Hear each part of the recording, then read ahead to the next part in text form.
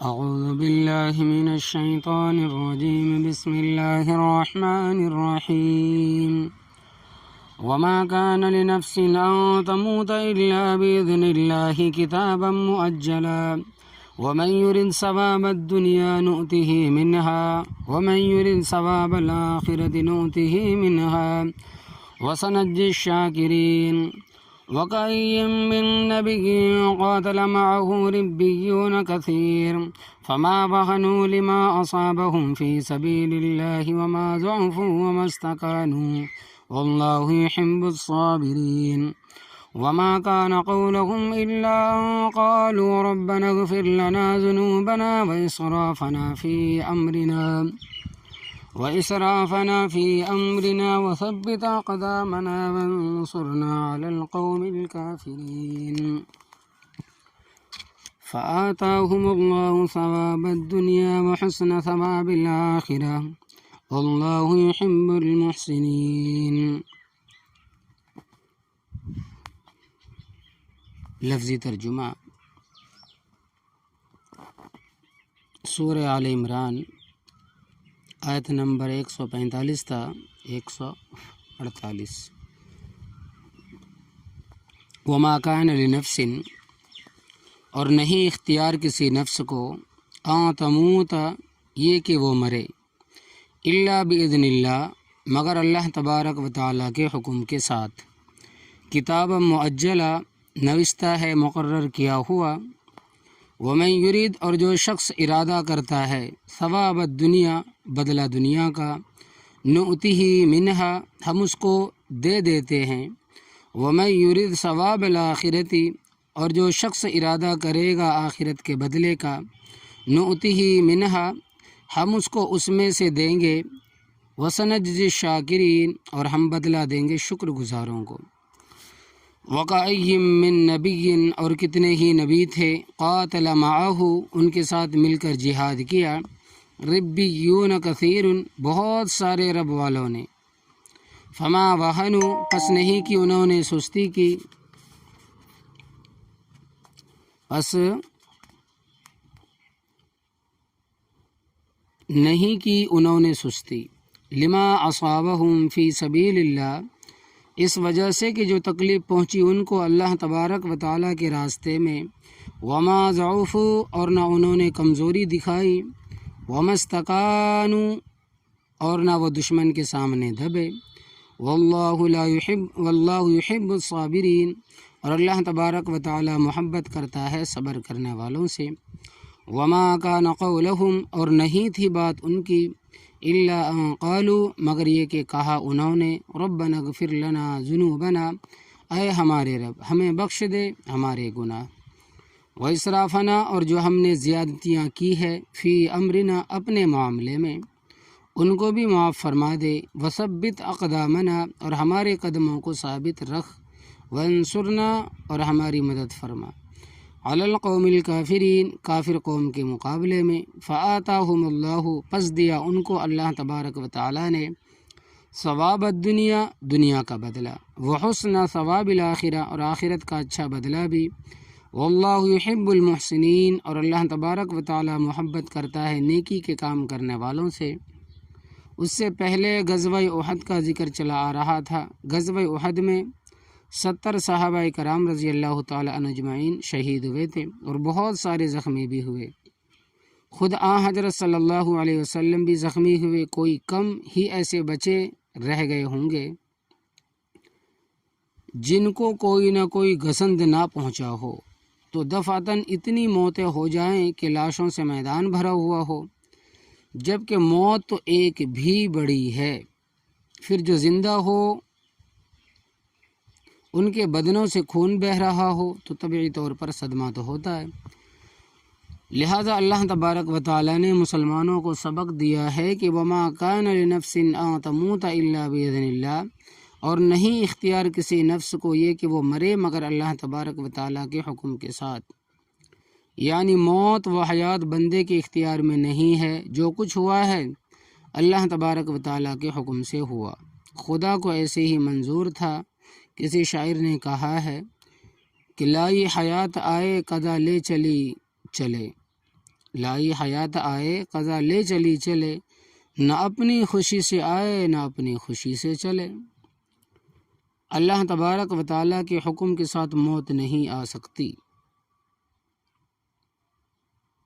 اللہ تبارک و تعالیٰ کے حکم کے ساتھ موت نہیں آ سکتی۔ حضرت خالد ابن ولید رضی اللہ تعالیٰ عنہ کی قبر شام کے شہر حمص میں ہے۔ ان کا واقعہ آپ کئی مرتبہ سن چکے ہیں کہ جب وہ بیمار ہوئے تو لوگ تیمارداری کے لیے آئے تھے۔ یہ جب کسی ساتھی کو دیکھتے تو رونا شروع کر دیتے۔ لوگوں نے سمجھا چونکہ موت نزدیک ہے، شاید موت کے ڈر سے روتے ہیں، تو تسلی دیتے ہوئے حضرت آدم علیہ السلام سے لے کر اب تک جتنی مخلوق آئی ہے باری باری سب ہی جا رہے ہیں۔ کل نفس ذائقۃ الموت، ہر نفس نے موت کا ذائقہ چکھنا فرمایا، اس لیے نہیں رو رہا کہ میری دنیا والی زندگی ختم ہو رہی ہے، اور نہ ہی میں کبھی موت سے ڈرا ہوں۔ سر سے لے کر پاؤں تک میرے بدن کا کوئی عضو ایسا نہیں جس پر کافر کا تیر، تلوار اور نیزہ نہ لگا ہو۔ روتا اس لیے ہوں کہ مجھے شہادت کی موت نصیب نہیں ہوئی۔ اموت کموت الحماری، اور گدھے کی طرح مر رہا ہوں، یعنی طبی موت، اپنی موت۔ مگر وہ اللہ تبارک و تعالیٰ کی تلوار تھے۔ کافر اللہ تبارک و تعالیٰ کی تلوار کو کس طرح توڑ سکتے تھے؟ آخر کافر توڑ دیں تو اللہ تبارک و تعالیٰ کی تلوار تو نہ ہوئی۔ رب تعالیٰ نے اپنی تلوار خود سنبھالے رکھی تو نفس اپنی مرضی سے نہیں مر سکتا، اور مرے گا بھی کتاب معجلہ، نوشتہ ہے، مقرر کیا ہوا، لکھا ہوا ہے۔ موت اپنے وقت سے ایک سیکنڈ بھی آگے پیچھے نہیں ہو سکتی۔ کسی کی موت کا جو وقت تحریر شدہ ہے وہ ٹل نہیں سکتا۔ اگر کوئی یہ سمجھے کہ علاج معالجے میں میری زندگی بڑھ جائے گی، یا ہسپتال داخل ہونے سے، یا مہنگی دوائی کھانے سے میری سانس بڑھ جائیں گے، حاشا وکلا، ہرگز ایسا نہیں ہوگا۔ یہ سوچ بالکل غلط ہے۔ علاج اس واسطے کرائے کہ حضرت صلی اللہ علیہ وسلم کا فرمان ہے کہ اللہ کے بندو، جب تم بیمار ہو تو علاج کراؤ، اور جب سنت سمجھ کر علاج کرائے گا، شفا یاب ہو یا نہ ہو، جو خرچہ کیا ہے اس کا ثواب تو ملے گا۔ کیوں کہ نبی کریم صلی اللہ علیہ وسلم کی حکم کی تعمیل میں علاج کرا رہا ہے۔ باقی اس سے موت نہیں ٹل سکتی۔ ہاں اتنا ہو سکتا ہے کہ اس کا سانس آسانی کے ساتھ نکلے، لیکن سانس بڑھ بھی نہیں سکتا، اور ہر شخص کو ثواب اس کی نیت اور ارادے کے مطابق ملتا ہے۔ کیا فرمایا کہ وَمَن يُرِدْ ثواب الدنیا، اور جو شخص ارادہ کرتا ہے دنیا کے بدلے کا، نوتی ہی، ہم اس کو دے دیتے ہیں اس میں سے کچھ۔ یعنی اگر کسی کا ارادہ صرف دنیا کا ہے تو کمائے، محنت کرے، مشقت کرے، دنیا مل جائے گی، مگر ہر خواہش پوری تو نہیں ہوگی، بلکہ اللہ تبارک و تعالیٰ کی منشا ہے کہ جتنا چاہے عطا کر دے۔ میں دیکھتا ہوں کہ وہ لوگ جو لوہا کوٹتے تھے آج کئی کارخانوں کے مالک ہیں۔ کوشش کی، حلال حرام جو بھی ہے، بہرحال ان کو ترقی ملی ہے۔ وَمَن يُرِدْ ثَوَابَ الْآخِرَةِ، اور جو شخص ارادہ کرے گا آخرت کے بدلے کا، نُؤْتِهِ مِنْہَا، ہم اس کو اس میں سے دیں گے۔ یہ دنیا مزرعۃ الآخرہ ہے، یہاں جو کچھ کاشت کرے گا وہاں وہی کچھ کاٹے گا۔ دنیا کمانے والوں کو دنیا مل جائے گی، اور آخرت کمانے والوں کو آخرت۔ پھر اللہ تبارک و تعالیٰ کا فضل و کرم دیکھو کہ آخرت حاصل کرنے کے لیے بندوں کو وہ کام نہیں بتائے جو ان کے بس میں نہ ہو، اختیار میں نہ ہو۔ اللہ تبارک و تعالیٰ کی طرف سے جتنی بھی عبادتیں ہیں وہ بندے کے بس میں ہیں۔ مثلاً ایک آدمی گھر میں ہے تو حکم ہے کہ نماز پوری پڑھے، اور سفر کی مشقت کی وجہ سے آدھی کر دی اور سنتوں کو مستحب کا درجہ دے دیا۔ بیمار ہے، قیام کو رکوع نہیں کر سکتا، قیام اور رکوع نہیں کر سکتا، فرمایا بیٹھ کے پڑھ لے۔ سفر پر ہے، روزہ نہیں رکھ سکتا، اس کو اجازت ہے کہ چھوڑ دے، لیکن بعد میں جتنے روزے چھوڑے ہیں ان کی گنتی پوری کرے، قضا کرے۔ اسی طرح ایک آدمی غریب ہے تو شریعت نے اس کا مکلف نہیں بنایا کہ عقیقہ کرے، قربانی دے، زکوٰۃ ادا کرے یا حج کرے، اس واسطے کہ اس کے پاس مال ہے ہی نہیں، اور اگر مال ہو تو حج فرض ہے، قربانی واجب ہے، عقیقہ مستحب ہے۔ وَسَنَجْزِي الشَّاكِرِينَ، اور ہم بدلہ دیں گے شکر گزاروں کو، جو لوگ رب تعالیٰ کے انعامات کا شکر ادا کرتے ہیں۔ اللہ تبارک و تعالیٰ کا وعدہ ہے کہ وہ ضرور ان کو بدلہ دے گا، ایک نیکی کرے گا 10 گنا بدلہ ملے گا، فی سبیل اللہ کے مد میں کرے گا تو کم از کم 700 گنا بدلہ ملے گا۔ واللہ یضاعف لمن یشاء، اور اللہ تبارک و تعالیٰ بڑھاتا ہے جس کے لیے چاہتا ہے۔ آگے اللہ تبارک و تعالیٰ فرماتے ہیں کہ جہاد پہلی امتوں پر بھی فرض تھا اور انہیں استقلال کا مظاہرہ کیا انہوں نے، لہذا وہ مسلمانوں کے لیے اچھا نمونہ ہے۔ وَكَأَيٍّ مِّن نَبِيٍّ، اور کتنے ہی نبی تھے، قاتل معه، ان کے ساتھ مل کر جہاد کیا۔ ربیون کثیر، بہت سارے رب والوں نے مسلمانوں کو سمجھایا، بہت سارے رب والوں نے مل کر جہاد کیا ہے اپنے نبیوں کے ساتھ۔ مسلمانوں کو سمجھایا جا رہا ہے کہ جہاد کا حکم صرف آخری امت کے لیے ہی مخصوص نہیں، بلکہ سابقہ انبیاء کرام علیہ الصلاۃ کی قوم پر جہاد فرض ہوا تھا۔ یہ الگ بات ہے کہ انہوں نے تسلیم نہیں کیا تھا۔ قالوا، کہنے لگے کہ یا موسیٰ ان فیہا قوما جبارین، اے موسیٰ وہاں بڑے سخت لوگ ہیں، ہم ان کے ساتھ نہیں لڑ سکیں گے۔ الا ان فاذهب انت وربک فقاتلا، پس تم اور تمہارے رب جاؤ پس لڑو۔ ان ہاہنا قاعدون، ہم یہیں بیٹھے رہیں گے۔ کتنے غلط انداز میں انہوں نے جواب دیا۔ لیکن کیا بات ہے کہ نبی کریم صلی اللہ علیہ وسلم کے پروانوں کی کہ انہوں نے کہا کہ اللہ کے رسول، اگر آپ ہمیں حکم دیں گے تو ہم اپنی پیشانیاں پہاڑوں کے ساتھ ٹکرا دیں گے اور اپنے گھوڑے دریا میں ڈال دیں گے۔ یقین جانو کہ نبی کریم صلی اللہ علیہ وسلم کے ساتھ جیسے فدائی اور شیدائی کسی پیغمبر کو نصیب نہیں ہوئے، کیا مرد کیا عورتیں، تو کتنے پیغمبروں کے ساتھ مل کر اللہ والوں سے جہاد کیا۔ فما وہنوا، پس نہیں کہ انہوں نے سستی، لما اصابہم فی سبیل اللہ، اس وجہ سے کہ جو تکلیف پہنچی ان کو اللہ تبارک و تعالیٰ کے راستے میں، وما ضعفوا، اور نہ انہوں نے کمزوری دکھائی، وما استقاموا، اور نہ وہ دشمن کے سامنے دبے۔ ان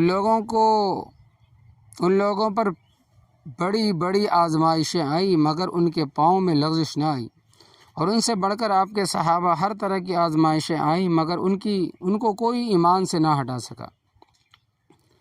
حضرت ابوبکر صدیق رضی اللہ تعالیٰ عنہ کے دور میں مسیلمہ کذاب کے ساتھ جنگ ہوئی۔ حضرت خالد ابن ولید رضی اللہ تعالیٰ عنہ کی کمان میں مسیلمہ کذاب کا قبیلہ بنو حنیفہ اور بنو ثقیف اور حوازن عرب کی جنگجو قومیں تھیں۔ یہ قبیلے لڑائی میں بڑے مشہور تھے۔ مسلمہ کے خلاف یمامہ کی جنگ 1400 مسلمان شہید ہوئے، جن میں سے 700 حافظ قرآن تھے اور کچھ گرفتار ہوئے۔ انصار کے ایک خوبصورت نوجوان حضرت حبیب بن زید انصاری رضی اللہ تعالیٰ عنہ ایک موقع پر گرفتار ہوئے، 25-26 سال کی عمر تھی۔ ان کو ملزم کے طور پر مسیلمہ کذاب کے پاس لایا گیا تو مسیلمہ کذاب نے سوال کیا کہ تیرا نام کیا ہے، کس قبیلے کے ساتھ تعلق رکھتا ہے؟ پھر پوچھا کہ لڑنے کے لیے کیوں آئے ہو؟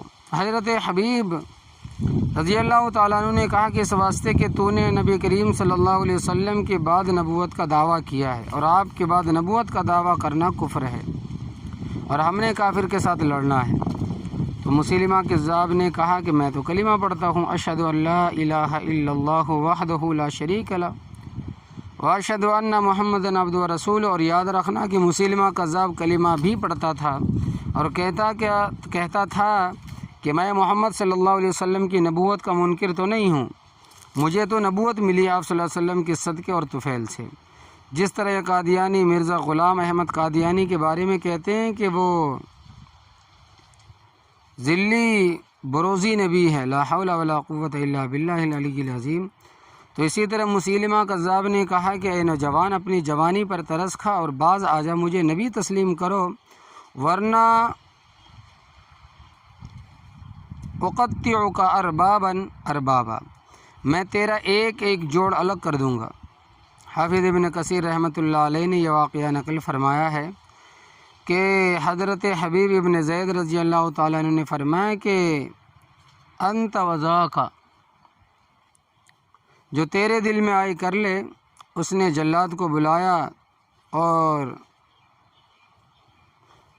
30 ٹوکا اس کے ہاتھ میں دیا اور کہا کہ اس کا ہاتھ کلائی سے کاٹ دیں۔ تیر ٹوکا یعنی کہ دبایا اور کہا کہ اس کا ہاتھ کلائی سے کاٹ دے، تو اس نے کاٹ دیا۔ پھر اس سے سوال کیا کہ انہوں نے نبی کریم صلی اللہ علیہ وسلم کے سچے رسول ہے اور تو جھوٹا ہے۔ پھر اس نے کہا کہ اب کوہنی سے کاٹ۔ ایک ایک جوڑ سے کٹواتا گیا اور سوال کرتا گیا اور وہی جواب دیتے رہے۔ دونوں بازوؤں کے بعد پاؤں کو ایک ایک طرف سے کاٹا اور انہوں نے وہی جواب دیا۔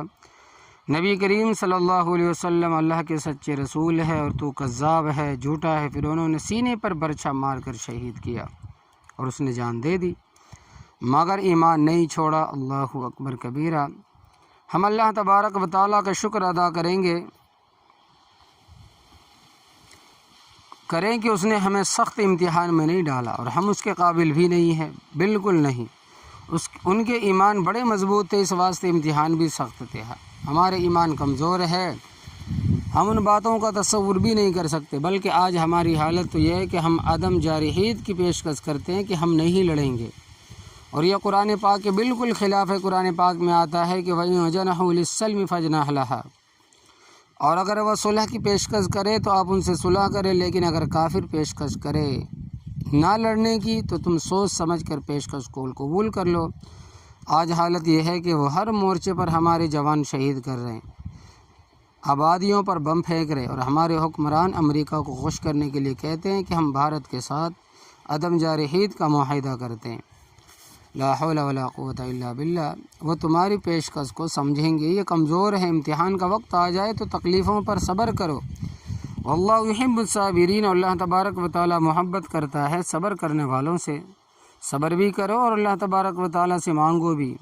پہلووں کا بھی یہی طریقہ رہا، فرمایا کہ وما کان قولہم، اور نہیں تھی بات ان کی، الا قالوا ربنا اغفر لنا ذنوبنا، مگر یہ کہ کہا انہوں نے اے ہمارے رب ہمیں بخش دے ہمارے گناہ، واسرافنا فی امرنا، اور جو ہم نے زیادتیاں کی ہے، اپنے اوپر جو ظلم کیا ہے زندگی میں، جو ہم سے زیادتیاں ہوئی ہے اپنے معاملے میں، ان کو بھی معاف فرما دے، اور اے پروردگار وثبت اقدامنا، اور ہمارے قدموں کو ثابت رکھ دشمن کے مقابلے میں۔ مسلمانوں کا جب ایمان مضبوط ہو اور صبر کا دامن نہ چھوڑے اور زبان پر اللہ تبارک و تعالیٰ سے نصرت کی دعا ہو، تو مسلمانوں کی تھوڑی تعداد بھی کافروں پر غالب آ جاتی ہے۔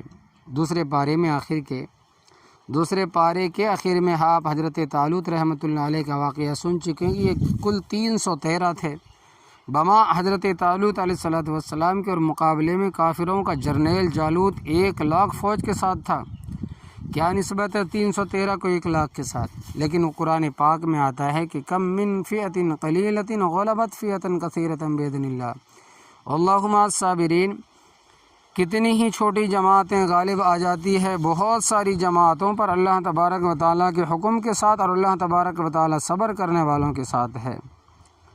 چنانچہ ایسا ہی ہوا کہ اللہ تبارک و تعالیٰ نے ان 313 کو 1,00,000 پر فتح عطا فرمائی۔ قرآن پاک میں ہے کہ فَهَزَمُوهُمْ بِإِذْنِ اللَّهِ، پس ان مومنوں نے شکست دے دی ان کافروں کو اللہ تبارک و تعالیٰ کے حکم سے۔ تو قلت کثرت کا سوال نہیں ہے، اصل بات ایمان کی ہے۔ پوری دنیا میں 2 جگہوں پر ٹینکوں کی سب سے بڑی لڑائی ہوئی ہے، ایک ہٹلر کے دور میں غار لمین کے مقام پر، اور دوسرے ہمارے ہاں چونڈا ضلع سیالکوٹ کے مقام پر۔ اس مہار پر بڑا پختہ مسلمان کیپٹن ایس زبیری تھا، اس کے پاس 3 ٹینک اور 100 نوجوان تھے، مقابلے میں 1000 ٹینک اور ہزاروں کی تعداد میں فوجی تھے۔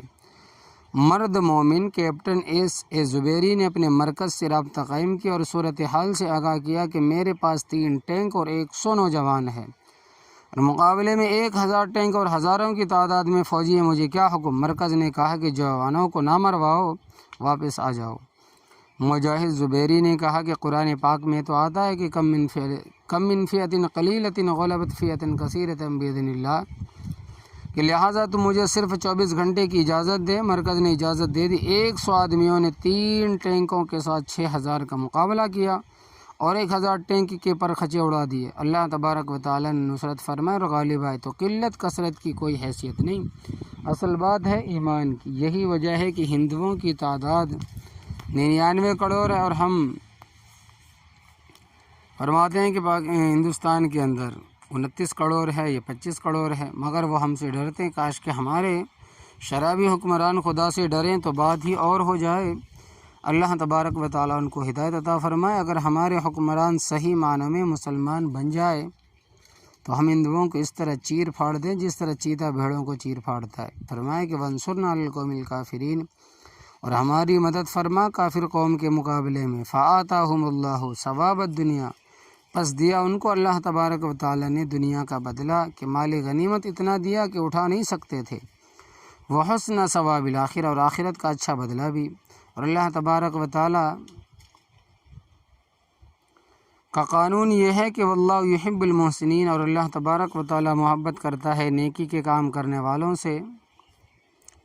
جو اچھے کام کرے گا اللہ تبارک و تعالیٰ محبوب قرار پائے گا۔ اللہ تبارک و تعالیٰ سب کو توفیق عطا فرمائے، آمین یا رب العالمین۔